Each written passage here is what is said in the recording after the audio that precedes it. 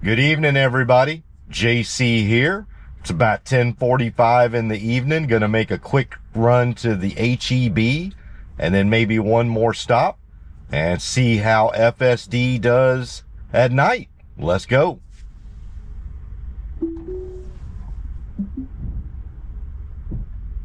Pulling out of the driveway. Get around my brother-in-law's GMC Sierra. Great job. Yeah, nice evening here tonight. A little bit late. Not too bad. Like I said, about 10:45 in the evening. Hopefully make it to HEB. Of course, it's got their door wide open, but we handled that well.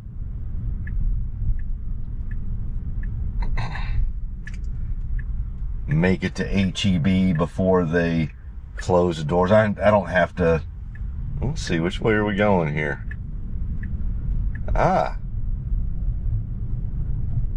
Renavigated. That was quick. Might be the quickest renavigation ever.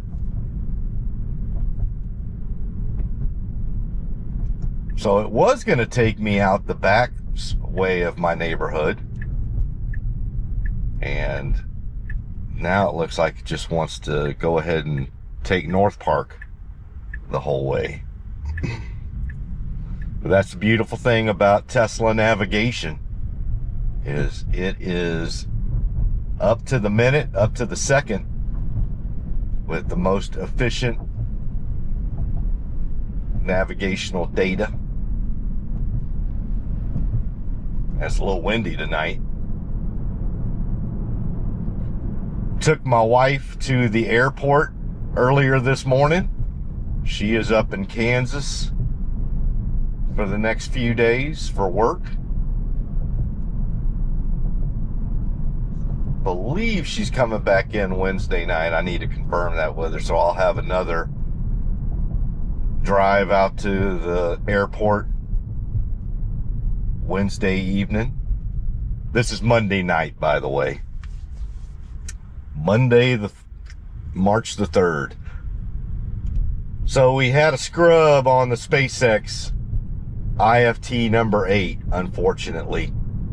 You know, these things happen, but hopefully they're able to get IFT 8 rescheduled as soon as possible. I mean, you're going to have these things from time to time, especially on test flights. You want to make sure everything is good to go as much as you can prior to test flights. I mean, heck, air travel gets delayed all the time. So, and that's pretty well established at this point. So, flights get delayed.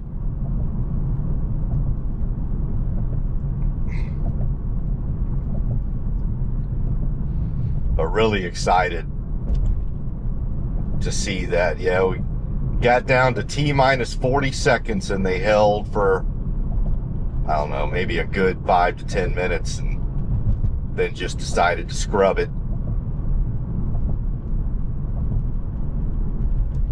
But that is the better cause of valor right there, is to go ahead and scrub.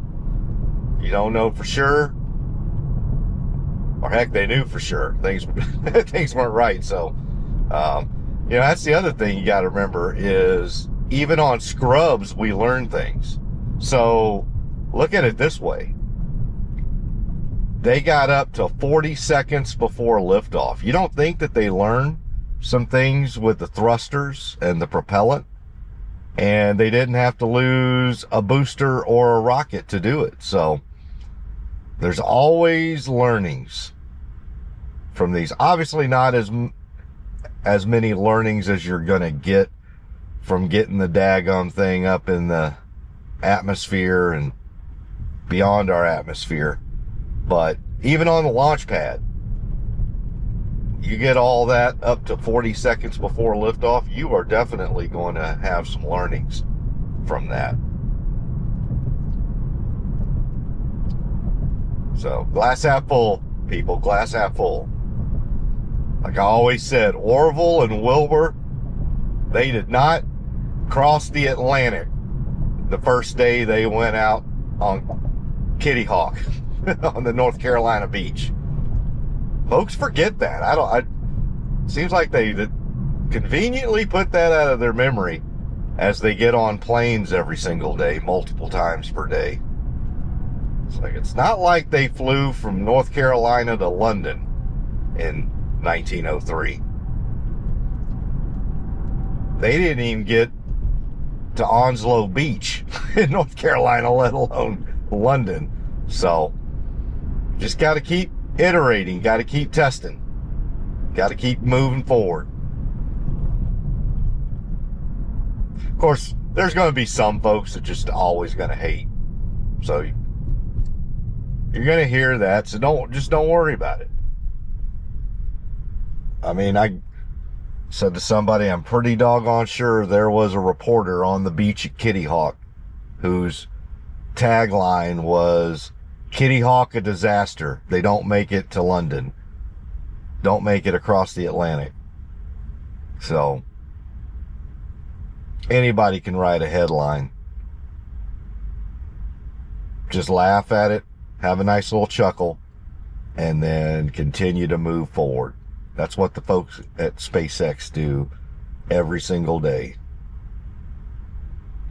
So yeah, really looking forward to hearing when they get it rescheduled.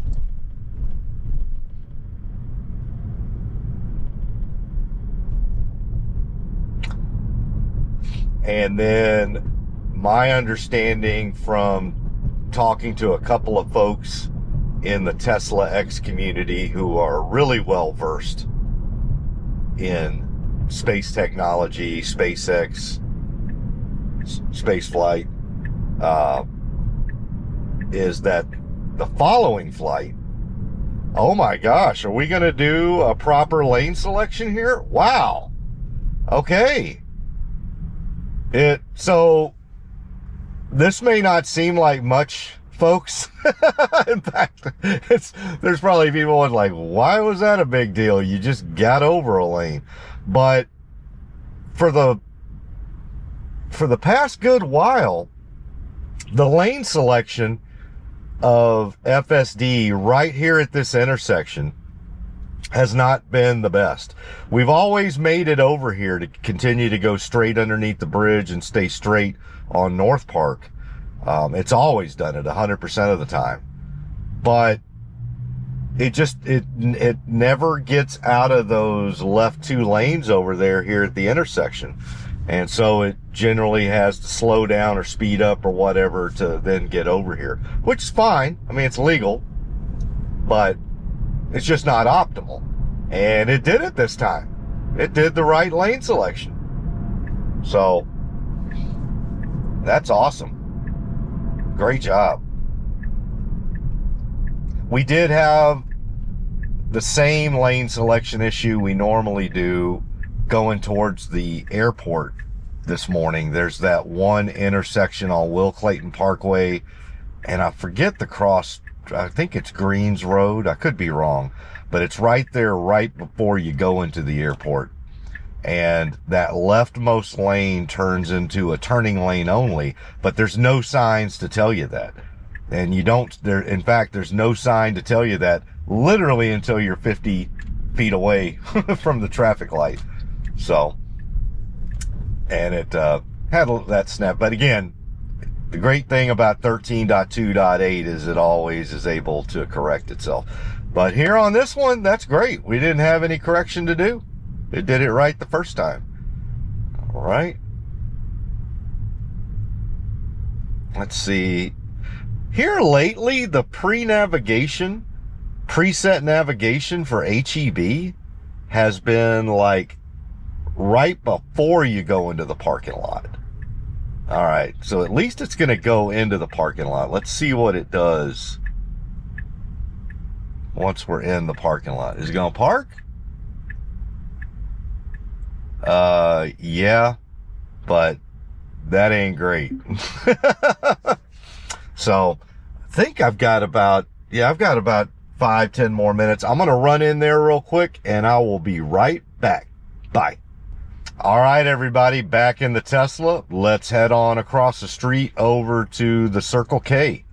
Let's go. Looks like we got a little bit of rain that came in the last 10-15 minutes. All right, we're backing out.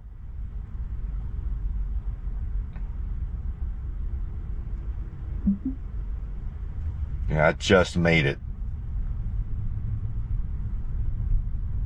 So they literally were carting off the front doors as I was leaving. But fortunate, this is actually, if you can make it to HEB like 10 minutes before as long as you don't you just grab a couple of things, it's actually the easiest way to get, because there's nobody there. But make sure you can just do it all on your own, because you know you don't want to be that guy. You know what I'm talking about, the guy that shows up at the restaurant where they're closing at 10 p.m. and you get there at 9:30 with a party at 8. Like, you better tip good. So, didn't talk about it in the parking lot when we got here, because again, I didn't have a lot of time, so I wanted to just get up and run on over. I did keep the Tesla parked there since I knew I had enough time to get over there. So I did not repark, but I did want to address it, that was not a good parking job. It did park, it pulled into the parking lot, it found an available spot and it parked. Good lane selection here, staying in the middle. But I want to acknowledge it. That was, had that been any other time of day with other vehicles, like many more, at least half full or more, I would have definitely needed to manually repark that because I was over the line. But at 10:45 at night, not a big whoop. All right, pulling into the Circle K. Let's see how it does here. You gonna park us? Interesting, it's going all the way around this time. It usually doesn't come all the way around. It usually goes straight in front of the Circle K. Let's see how it does here. Hopefully it... There we go, all right. We're casing the joint. No, that was a joke. That was a joke. That is not, I am not casing the joint. Let me reiterate that. I am not casing the Circle K. All right, it's parking, and two whammies here. Number one, we are on the line, so I am definitely going to need to repark, and we're in a handicap parking spot. So it tried to park, but two whammies on that one. So I'm going to manually repark, run in, and then I'll be back out here in a second. All right, everybody. Bye. All right, everybody. Back in the Tesla out of the Circle K. Let's head on back home. And you can tell I did repark right next to the handicap spot. All right. Got the rear camera on. We're reversing out. Let's not go to the car wash this time. If any of y'all saw that video, that one, but it was pretty cool. It accidentally went towards the car wash thinking it was going to go through there. And once it got up there and figured out, uh-oh, it's a car wash, it was able to stop and then reverse out and get out of that predicament on its own. So it was a snafu initially, but pretty cool that you got to end up seeing something new and interesting and emerging from that snafu. All right, we're up at the end of the Circle K parking lot. Along the feeder, we do have a car come. There we go. Let them pass through. We got to get all the way over into the U-turn lane. So that's why we have to wait a little bit longer on coming out of that parking lot onto the feeder, because we need to immediately get all the way over to the left. All right. circling around in the U-turn lane. No oncoming vehicles, so we'll go ahead and make our move. A little bit more rain coming down, not too bad.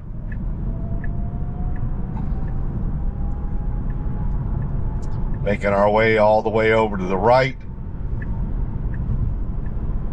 And looks like it's going to take a right turn on East Memorial Drive, which is interesting because here on 13.2.8, it has started selecting this road to go down, whereas previously, on previous versions, it went down a little further to Knox Road.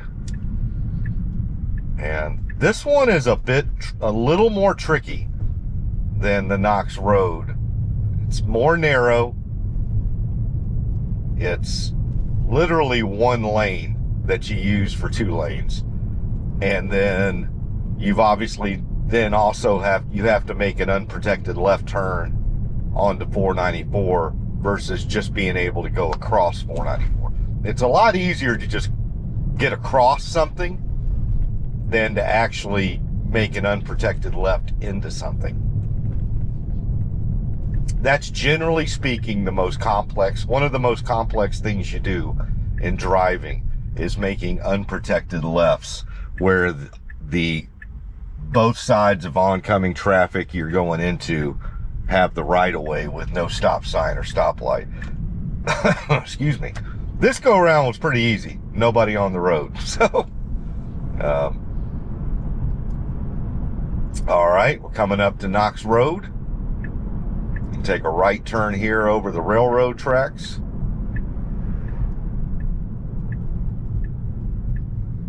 Still don't have those traffic lights set up.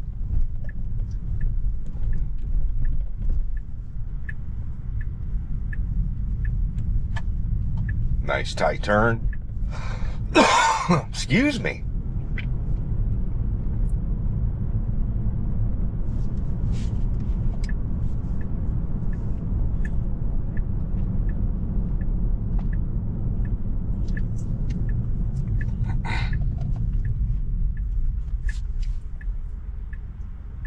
Come to a complete stop, make our left turn.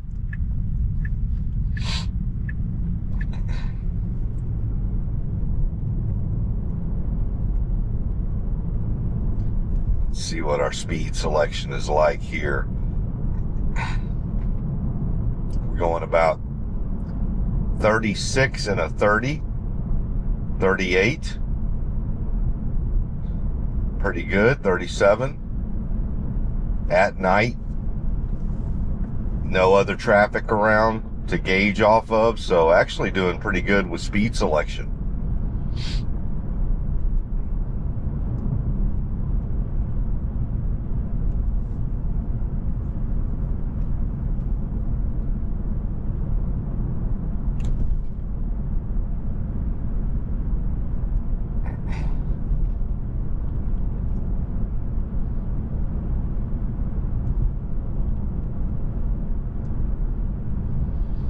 All right. Coming up to my neighborhood. Yeah, I can hear the wind out there. I don't know if y'all can.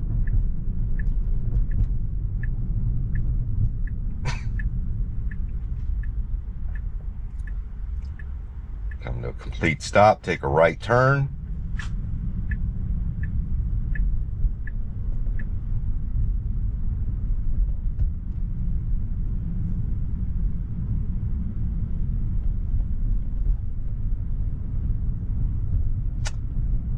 So yeah, wasn't a very long drive tonight, obviously. You know, we did the airport drive earlier this morning. So, and then this one was, again, just a quick trip to the HEB and the Circle K. But it wasn't a nice little night drive. Nothing real interesting. I guess the only things that were interesting tonight is it did a great lane selection at the intersection of Northpark and 59 Eastex Freeway, which it has not been doing here lately on FSD. So Be interesting to see. I don't know if they've got that fixed, but that's interesting. I have not had any software updates on 13.2.8, but you clearly saw that it made a proper lane selection there to continue to go straight underneath the bridge, stay on Northpark. And it has not been doing that on this version, nor on pretty much since I've had version 13. I think it's been making that lane selection snafu. Again, I caveat that by saying I have not had one intervention related to that intersection, because version 13 is so smooth and confident that every single time it's made a bad lane selection, it's been able to correct itself and get over to that lane and continue straight. But it's just a pain in the butt, right? That is the first time since I've been on version 13 that it's made the correct lane decision for that intersection. So that's great. I don't know what to make of that. We're going to have to do a few more drives. Again, one is not a sample size.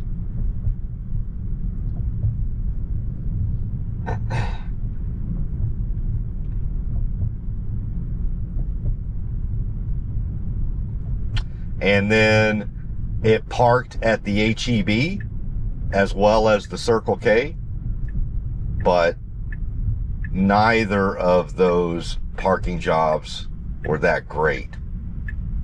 I ended up not having to manually move at the HEB, but that's only because it was 10:45 at night.